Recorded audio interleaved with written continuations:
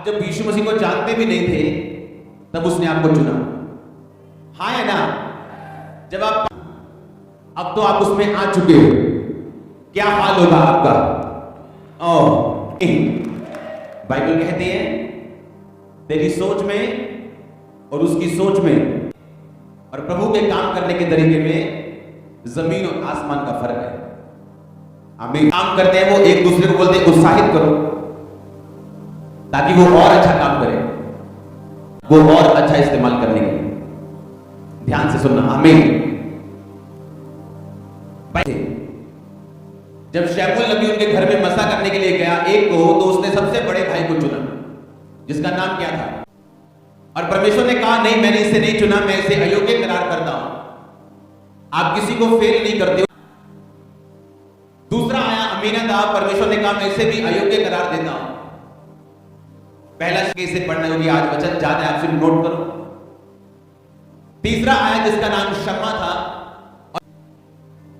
और दाऊद के बाकी सारे भाई आते गए और परमेश्वर उन्हें रिजेक्ट करता गया।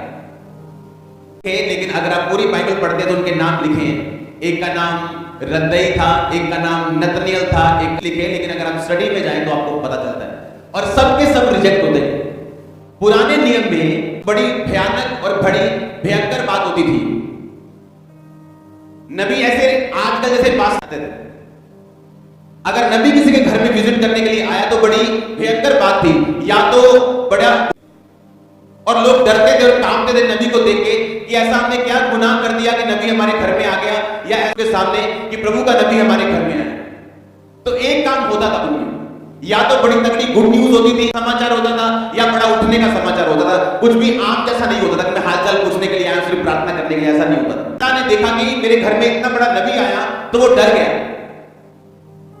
और उसने कहा मैं तेरे बेटे को, एक बेटे को, आपके घर में पीएम आए, क्योंकि उन दिनों में पीएम, नबी पीएम से कम नहीं होते थे, ज्यादा ही होते हो। आपके घर में आप भूल जाए अपने सबसे छोटे बेटे को, क्योंकि बाइबल कहती है दाऊद, परमेश्वर ने कहा, उत्पत्ति 45 में लिखा, सुनो मैं कुछ आयतों को पढ़ूंगा ताकि जो कुछ प्रभु ने मुझे दिया मैं उसे आज खत्म कर पाऊं।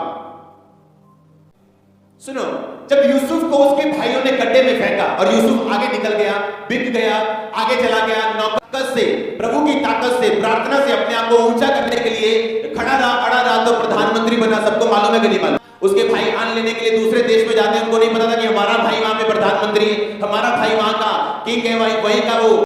जब यूसुफ ने अपने आप को उन पे प्रकट किया कि मैं यूसुफ हूं, तो उसने क्या कहा? कहता अब तुम लोग तेज डाला, इससे उदास मत हो, क्योंकि परमेश्वर ने तुम्हारे प्राणों को बचाने के लिए मुझे तुम्हारे आगे, इसलिए परमेश्वर ने मुझे तुम्हारे आगे इसीलिए, और तुम्हारे प्राणों के बचने से तुम्हारा वंश बढ़े।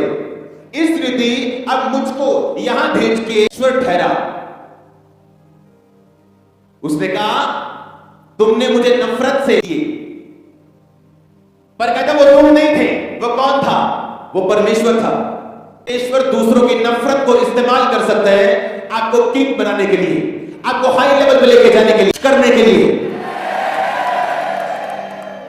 बाइबल कहती है परमेश्वर की एक जगह कलीसिया में प्रार्थना, तो पवित्र आत्मा ने कहा कि शाऊल को अलग करो और बरनबास को अलग कर दो, जो यानी पौलुस, आमीन, कि इन दोनों को मसा करके हाथ रख के इनको मेरे काम के लिए अलग, सुसमाचार के लिए इस्तेमाल करो।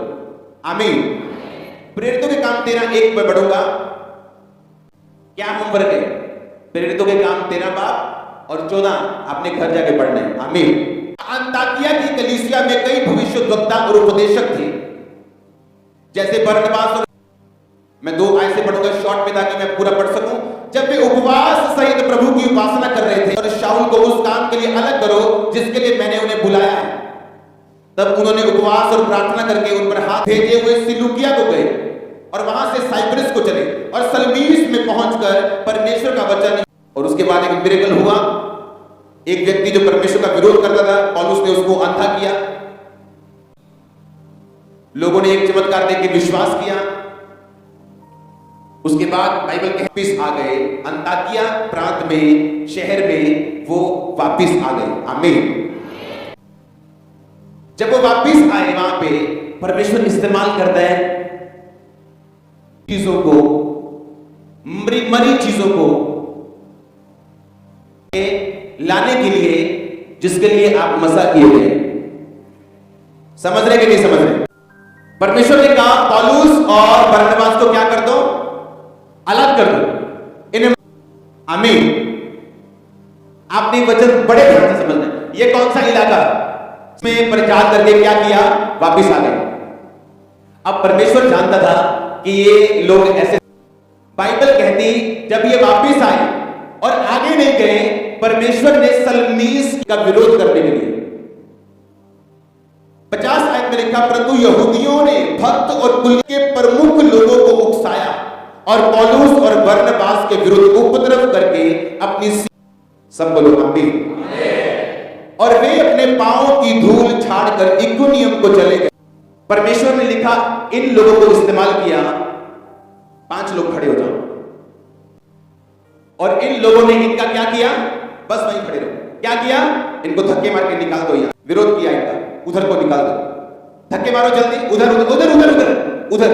अपने शहर में छोड़ी तो मेरे शहर में ना रहे। भेज दो इनको, भेज दो।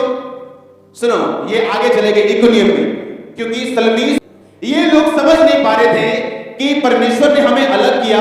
ये एक जगह गए प्रचार करके, फिर ये ऐसे नहीं मानेंगे। क्या किया उनका? आगे भेज दिया। जब ये इकुनियम में आए तो बाइबल कहती 14 बाप यहूदी और यूनानियों के सुसमाचार पे क्या किया? विश्वास किया।